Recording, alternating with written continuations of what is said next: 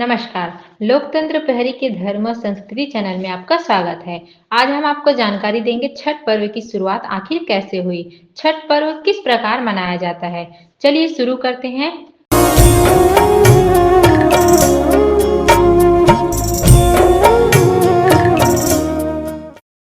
कौन है छठी मैया और क्यों सूर्य उपासना के मौके पर छठी मैया के जयकारे लगाकर उनकी पूजा की जाती है।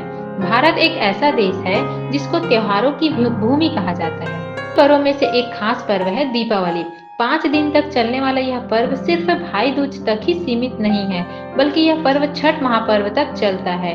भारत के बिहार, झारखंड और पूर्वी उत्तर प्रदेश में मनाए जाने वाले पर्वों में से छठ महापर्व अहम पर्व है। धीरे धीरे यह त्योहार प्रवासी भारतीयों के साथ साथ विश्व भर में प्रचलित व प्रसिद्ध हो गया। नहाय खाए से लेकर उगते हुए सूर्य को अर्घ्य देने तक चलने वाला इस पर अपना एक ऐतिहासिक महत्व है। छठ पर्व की शुरुआत आखिर कैसे हुई?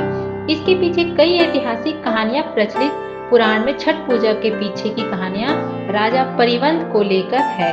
कहते हैं राजा परिवंत को कोई संतान नहीं थी। तब महर्षि कश्यप ने पुत्र की प्राप्ति के लिए यज्ञ कराकर परिवंत की पत्नी मालिनी को यज्ञहूति के लिए बनाई गई आखिर दी।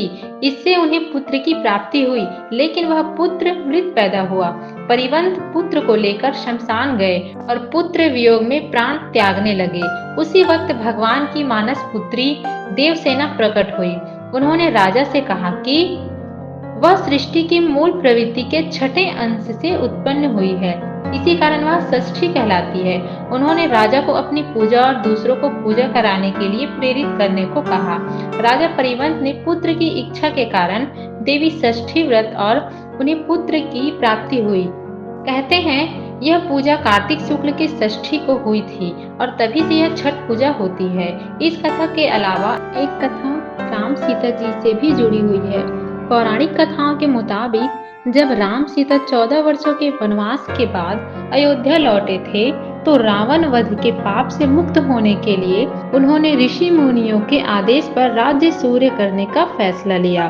पूजा के लिए उन्होंने मुगल ऋषि को आमंत्रित किया। मुगल ऋषि ने मां सीता पर गंगा जल छिड़ककर पवित्र किया और कार्तिक मास के शुक्ल पक्ष की षष्ठी तिथि को सूर्य देव की उपासना करने का आदेश दिया, जिसे सीता माता ने मुगल ऋषि के आश्रम में रहकर 6 दिन तक पूरे देव भगवान की पूजा की थी।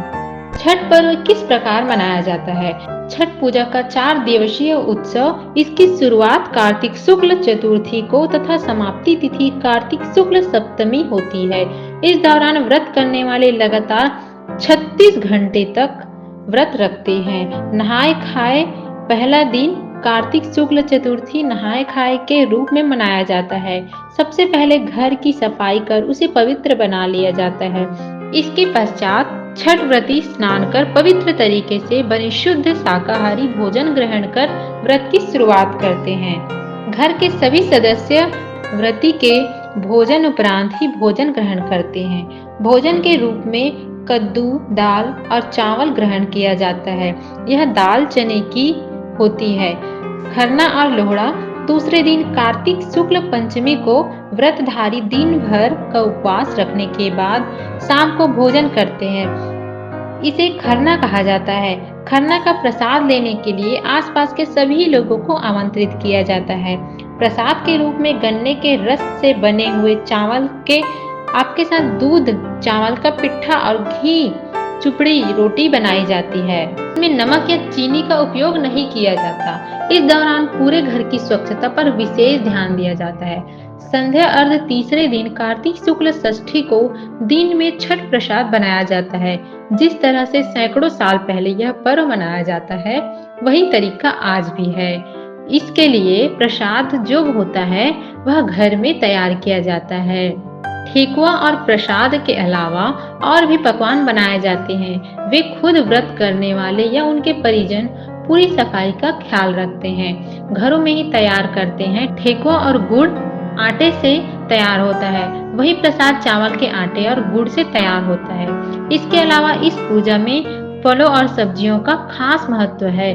छठ के लिए इस्तेमाल होने वाले बर्तन या तो बांस के बने होते हैं या किसी मिट्टी के। यह तमाम चीजें इको फ्रेंडली है। शाम को पूरी तैयारी और व्यवस्था कर बांस की टोकरी में अर्घ्य या सूप सजाया जाता है और व्रती के साथ परिवार तथा पड़ोस के सारे लोग दूसरे को अर्घ्य देने घाट की ओर चल पड़ते हैं। सभी छठ व्रती एक नियत तालाब या नदी के किनारे इकट्ठा होकर सामूहिक रूप से अर्घ्य दान संपन्न करते हैं। सूर्य को जल और दूध का अर्घ्य दिया जाता है तथा छठी मैया की प्रसाद भरे सूप में पूजा की जाती है। इस दौरान कुछ घंटे के लिए मेले का दृश्य बन जाता है। उषा अर्घ्य चौथे दिन कार्तिक शुक्ल समाप्ति के सुबह उगते हुए सूरज को अर्घ्य दिया जाता है। व्रती वही पुनः इकट्ठा होते हैं जहां उन्होंने शाम को अर्घ्य दिया था। पुनः पिछले शाम की प्रक्रिया की पुनरावृत्ति होती है। अंत में व्रती कच्चे दूध का शरबत पीकर तथा थोड़ा प्रसाद खाकर व्रत पूर्ण करते हैं। कौन है छठी मैया और क्यों सूर्य उपासना के मौके पर छठी मैया के जयकारे लगाकर उनकी पूजा की जाती है? वेदों के मुताबिक छठी मैया को उषा देवी के नाम से भी जाना जाता है। छठी मैया के बारे में कहा जाता है कि छठी मैया सूर्य देव की बहन है। उनकी पूजा करने से और उनकी गीत गाने से सूर्य भगवान प्रसन्न होते हैं और सभी मनोकामनाएं पूर्ण होती है। उम्मीद करती हूँ कि आपको ये वीडियो पसंद आई होगी। यदि आपका कोई सवाल या सुझाव है तो कमेंट बॉक्स में अपना कमेंट जरूर दीजिए।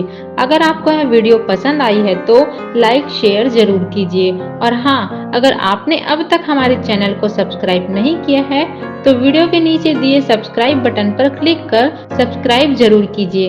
इस वीडियो को देखने के लिए आपका बहुत बहुत धन्यवाद।